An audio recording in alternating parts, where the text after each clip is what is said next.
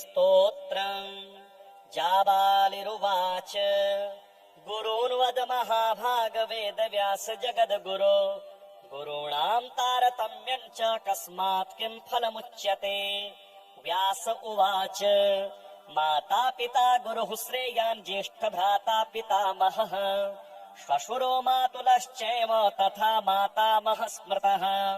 पितुर्ज्येष्ठः कनिष्ठश्च भ्राता ज्येष्ठा निजस्वसा। पितुः स्वसा जनन्याश्च स्वसा गुरुजनः स्मृताः। पत्न्यः पितामहादीनाम् तथैव गुरवः स्मृताः। एतेषु हि पिता श्रेयान् गुरुरेव महागुरुः। पिता धर्म पिता स्वर्गः पिता हि परमम् तपः। पितरि प्रीतिमापन्ने प्रीयन्ते सर्वदेवताः। पिता यस्य क्वचित् दृष्टो न तस्य कस्यचिद् गतिः। जपोदानम् तपो होमः स्नानम् तीर्थक्रियाविधिः। वृथैव तस्य सर्वाणि कर्माण्यन्यानि कानिचित्। करोति सर्वदेवेशम् पितरम् चानुतप्ययः। अनुतापः पितुस्तीव्रम् विषम् दहति यम् सुतम्। जपादि विफलम् तत्र दग्धशुक्तप्तवेजवत्। पित्रर्थे पुण्यकर्माणि कुर्यात् सर्वाणि सत्सुतः। तेनाननुमतोऽप्येवम् कुर्वेन्नावसीदति। यतनात्तो पितरम् यस्तु कियत् पुण्यम् च कारये। सतत् पुण्यफलम् कोटे गुणमाप्नोत्यसंशयम्। शृणु वक्ष्ये पितुः स्तोत्रम् विष्णवे ब्रह्मणोदितम्। नाभिपदमोद्भवो येन तुष्टाव पितरम् सतम्।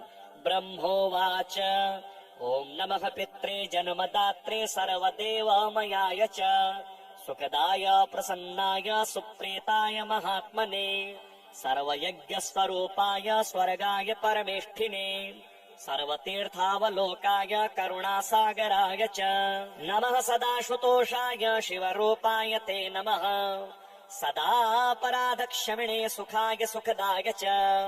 दुर्लभम् मानुषमिदम् येन लब्धम् मया वपुः। सम्भावनीयम् धर्मार्थे तस्मै पित्रे नमो नमः। तीर्थस्नान तपो होम जपादि यस्य दर्शनम्। महागुरोश्च गुरवे तस्मै पित्रे नमो नमः।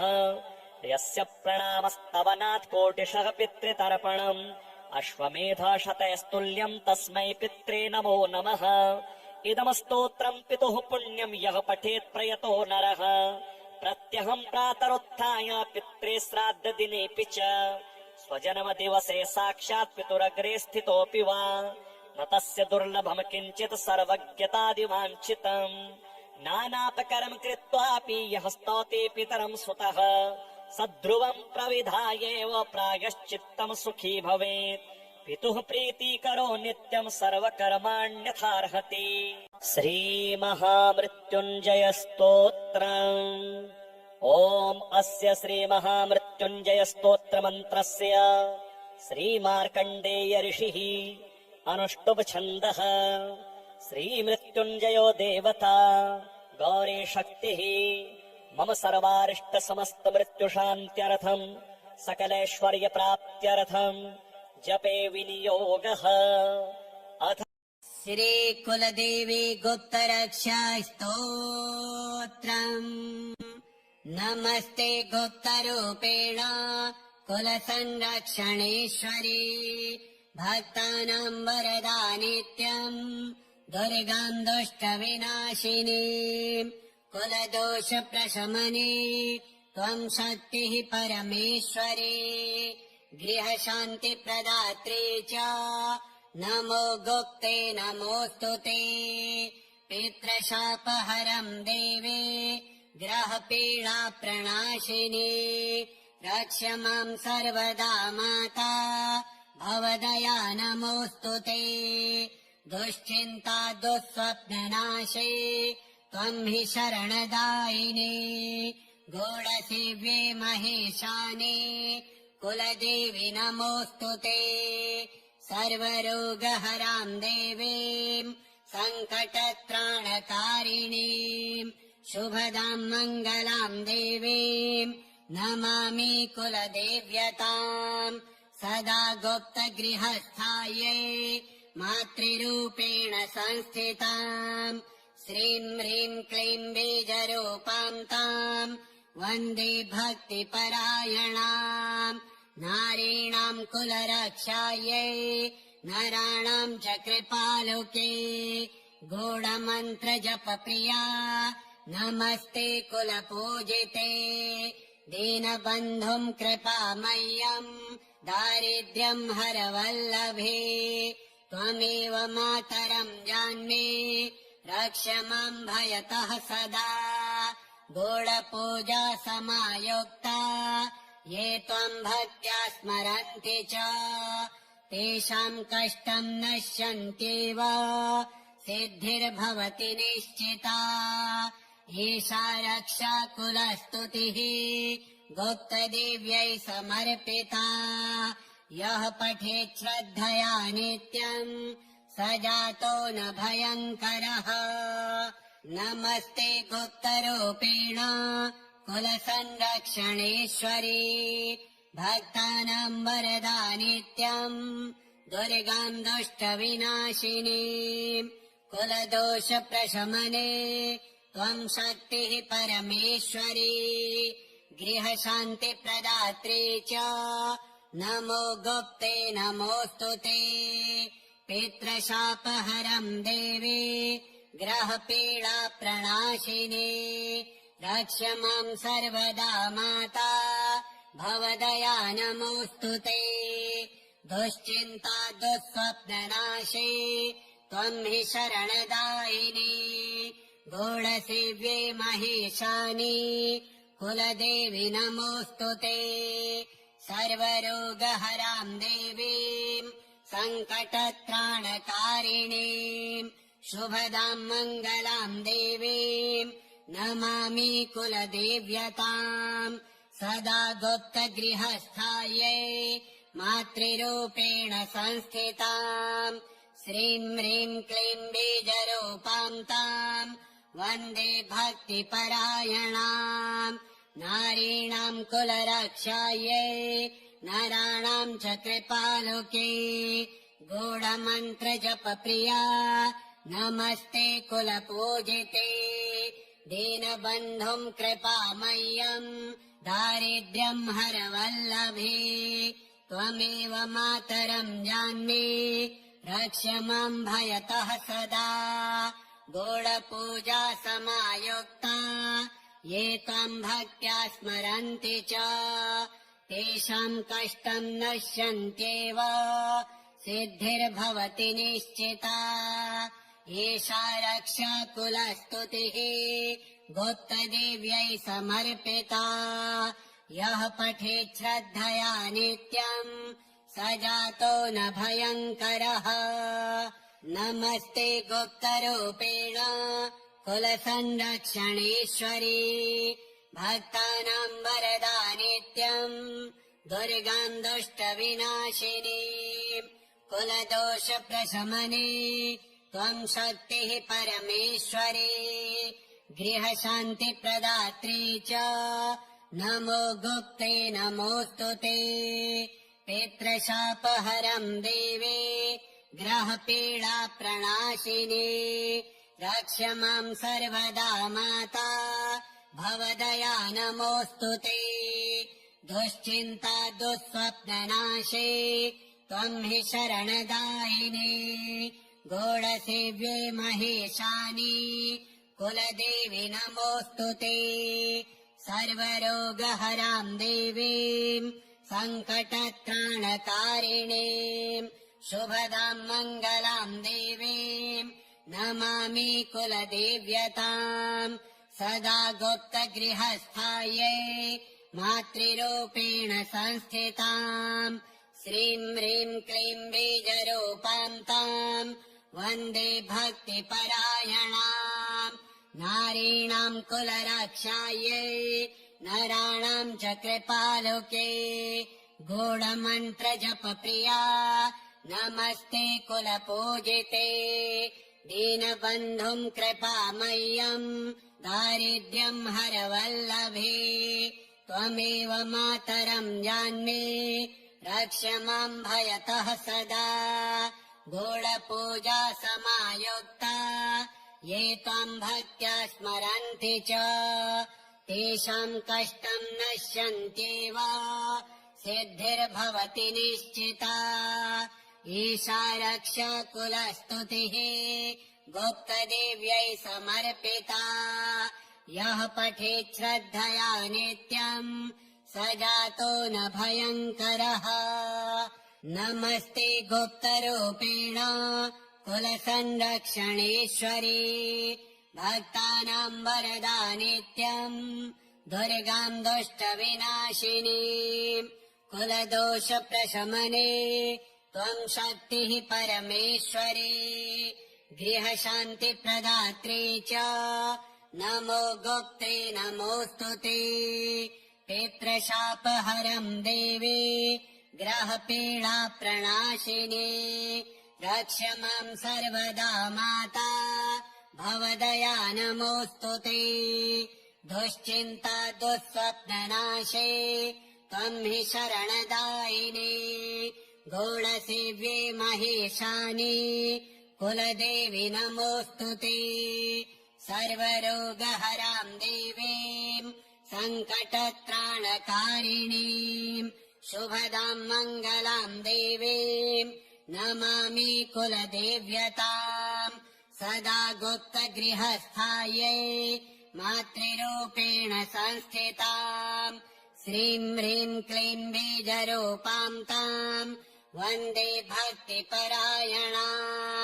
नारीणाम् कुलरक्षायै नराणाम् च कृपालुके गूढमन्त्रजपप्रिया नमस्ते कुलपूजिते दीनबन्धुम् कृपामय्यम् दारिद्र्यम् हरवल्लभे त्वमेव मातरम् जान्ये रक्ष माम् भयतः सदा गूढपूजा समायुक्ता ये त्वम् भक्त्या स्मरन्ति च तेषाम् कष्टम् नश्यन्त्येव सिद्धिर्भवति निश्चिता एषा रक्षा कुलस्तुतिः गुप्तदेव्यै समर्पिता यः पठेत् श्रद्धया नित्यम् स जातो न भयङ्करः नमस्ते गुप्तरूपेण कुलसंरक्षणेश्वरी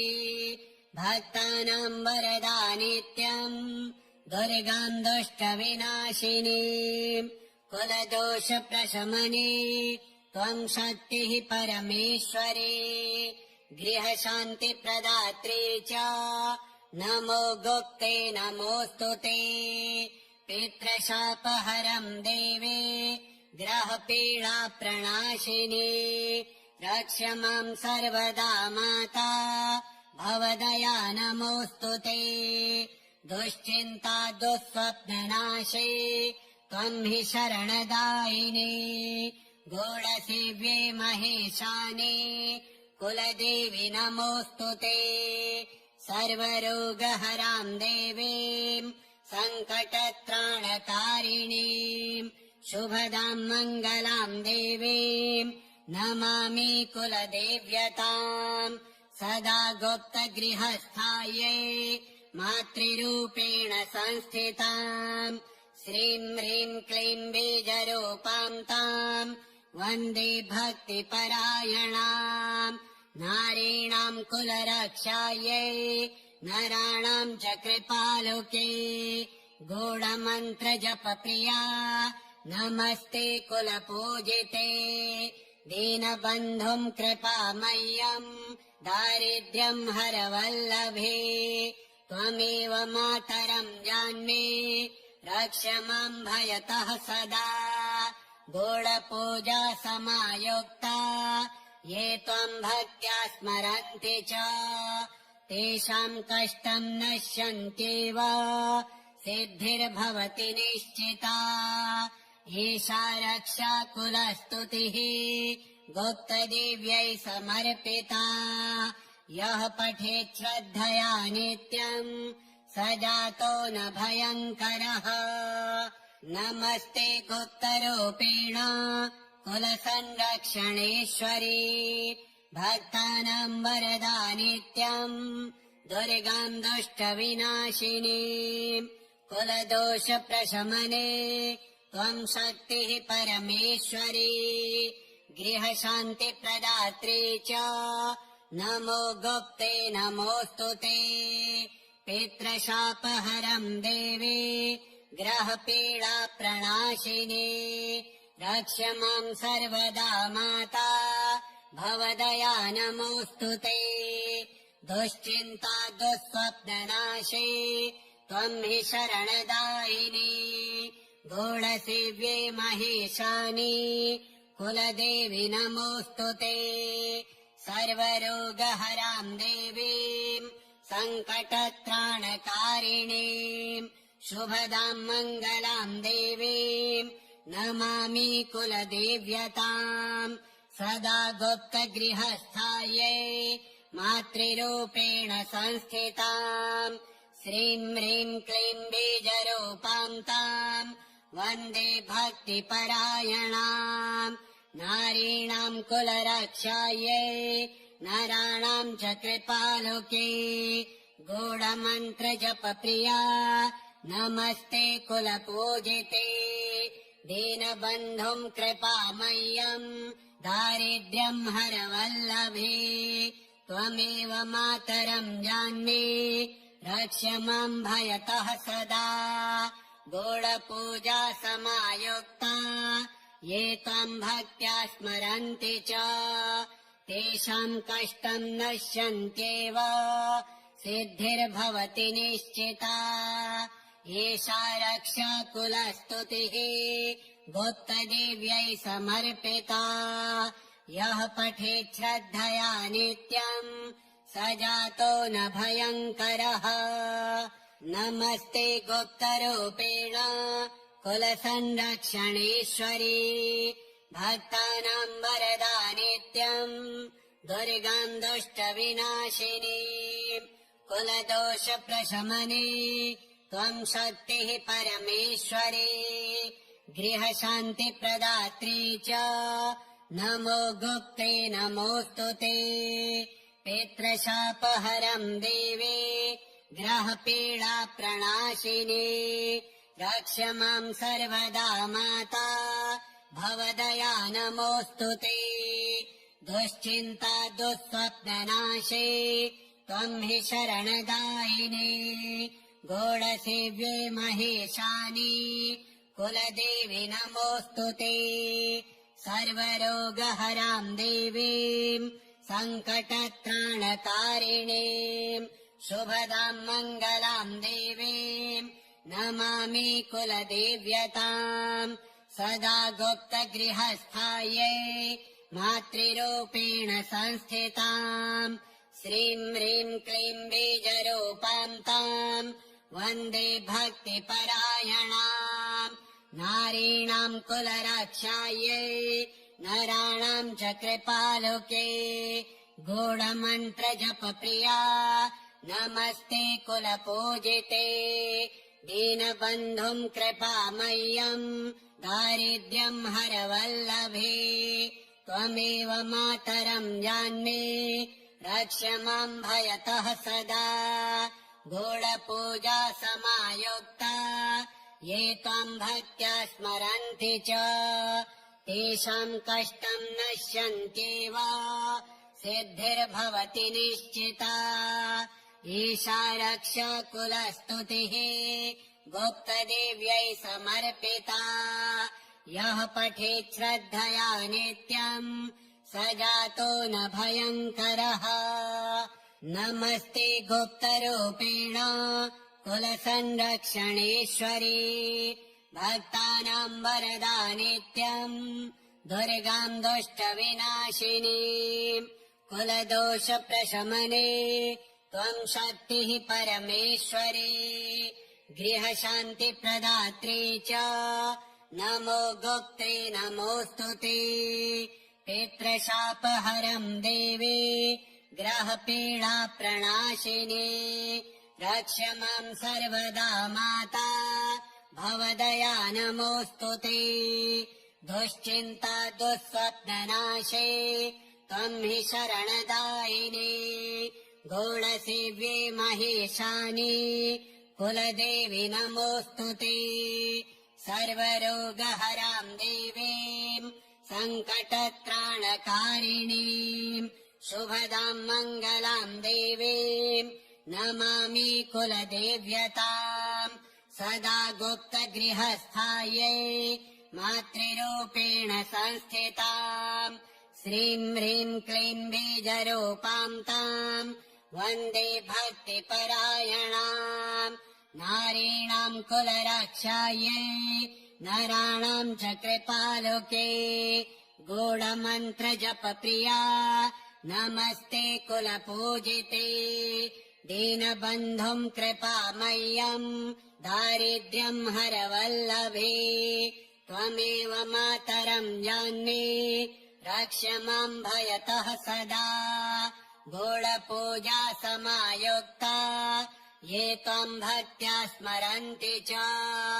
तेषाम् कष्टम् नश्यन्त्येव सिद्धिर्भवति निश्चिता एषा रक्षा कुलस्तुतिः गुप्तदेव्यै समर्पिता यः पठेत् श्रद्धया नित्यम् स जातो न भयङ्करः नमस्ते गुप्तरूपेण कुलसंरक्षणेश्वरी भक्तानाम् वरदा नित्यम् दुर्गाम् दुष्टविनाशिनी कुलदोषप्रशमने त्वम् शक्तिः परमेश्वरी गृहशान्तिप्रदात्री च नमो गुप्ते नमोऽस्तु ते पितृशापहरम् देवे ग्रहपीडाप्रणाशिनी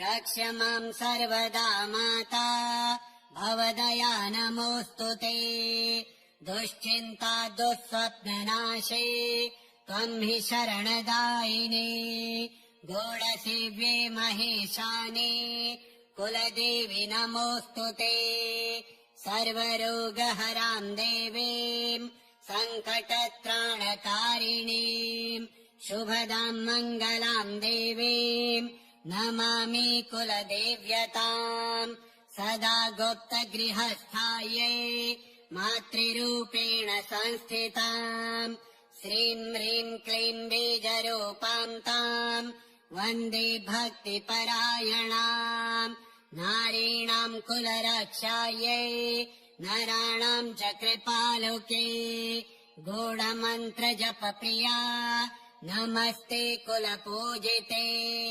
दीनबन्धुम् कृपामय्यम् दारिद्र्यम् हरवल्लभे त्वमेव मातरम् जान्ये रक्ष माम् भयतः सदा गूढपूजा समायुक्ता ये त्वम् भक्त्या स्मरन्ति च तेषाम् कष्टम् नश्यन्त्येव सिद्धिर्भवति निश्चिता एषा रक्षा कुलस्तुतिः गुप्तदेव्यै समर्पिता यः पठेत् श्रद्धया नित्यम् स जातो न भयङ्करः नमस्ते गुप्तरूपेण कुलसंरक्षणेश्वरी भक्तानाम् वरदा नित्यम् दुर्गाम् दुष्टविनाशिनी कुलदोषप्रशमने त्वम् शक्तिः परमेश्वरी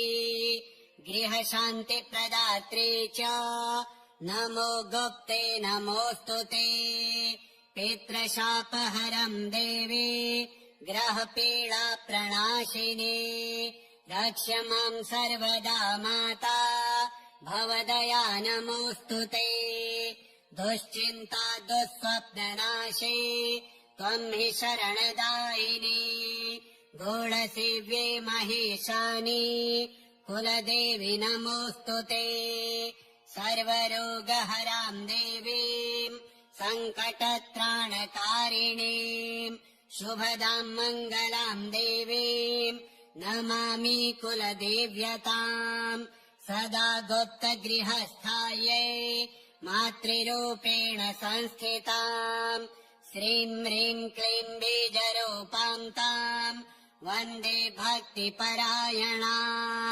नारीणाम् कुलरक्षायै नराणाम् च कृपालोके गूढमन्त्रजपप्रिया नमस्ते कुलपूजिते दीनबन्धुम् कृपामय्यम् दारिद्र्यम् हरवल्लभे त्वमेव मातरम् जान्मे रक्ष माम् भयतः सदा गूढपूजा समायुक्ता ये त्वाम् भक्त्या स्मरन्ति च तेषाम् कष्टम् नश्यन्त्येव सिद्धिर्भवति निश्चिता एषा रक्षा कुलस्तुतिः गुप्तदेव्यै समर्पिता यः पठेत् श्रद्धया नित्यम् स जातो न भयङ्करः नमस्ते गुप्तरूपेण कुलसंरक्षणेश्वरी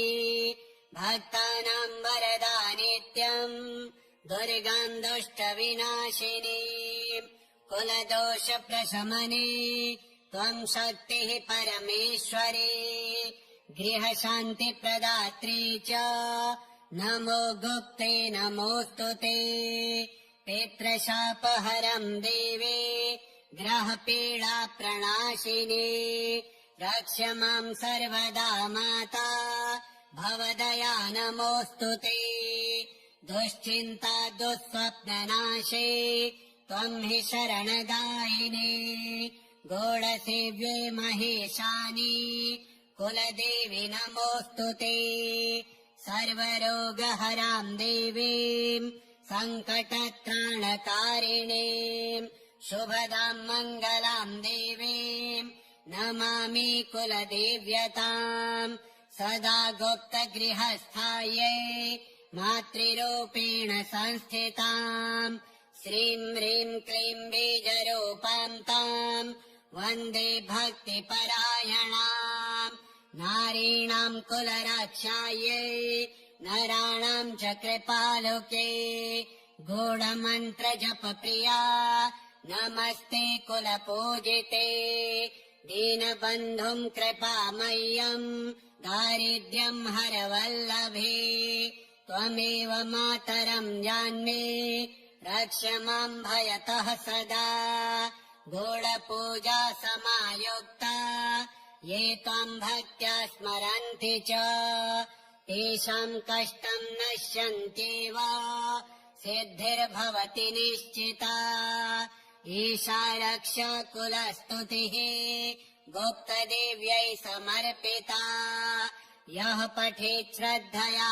नित्यम् स जातो न भयङ्करः नमस्ते गुप्तरूपेण कुलसंरक्षणेश्वरी भक्तानाम् वरदा नित्यम् दुर्गाम् दुष्टविनाशिनी कुलदोषप्रशमने त्वम् शक्तिः परमेश्वरी गृहशान्तिप्रदात्री च नमो गुप्ते नमोऽस्तु ते पितृशापहरम् देवी ग्रहपीडा प्रणाशिनी रक्ष माम् सर्वदा माता भवदया नमोऽस्तु ते दुश्चिन्ता दुःस्वप्ननाशे त्वम् हि शरणदायिनी गूढसेव्ये महेशानि कुलदेवी नमोऽस्तु ते सर्वरोगहराम् देवीम्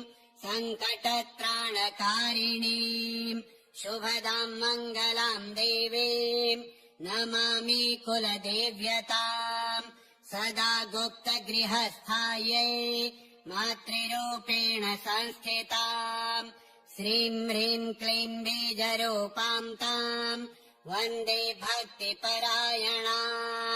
नारीणाम् कुलरक्षायै नराणाम् च कृपालोके गूढमन्त्रजपप्रिया नमस्ते कुलपूजिते दीनबन्धुम् कृपामय्यम् दारिद्र्यम् हरवल्लभे त्वमेव मातरम् जान्मे रक्ष माम् भयतः सदा गूढपूजा समायुक्ता ये त्वाम् भक्त्या स्मरन्ति च तेषाम् कष्टम् नश्यन्त्येव सिद्धिर्भवति निश्चिता एषा रक्षकुलस्तुतिः भुक्तदिव्यै समर्पिता यः पठेत् श्रद्धया नित्यम् स जातो न भयङ्करः